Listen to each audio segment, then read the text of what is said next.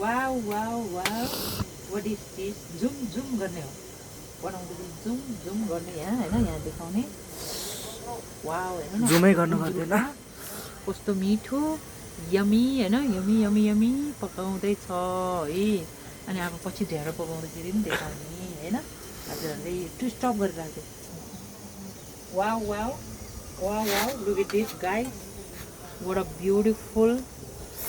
gundruk aloo our national food हैन Nepalese national food this is Nepalese national food के गुन्द्रुक अनि आलु कस्तो मिठो हुन्छ यम्मी हुन्छ आहाहा yummy guys yummy look at this है दिस इज प्युरिटी अनि हाम्रो अर्गानिक खाना है एकदम मिठो हुन्छ अब यसमा चाहिँ अब ढेँडो पकाउँछु म अनि फेरि हजुरहरूलाई देखाउँछु पटमा गरेर राख्नु है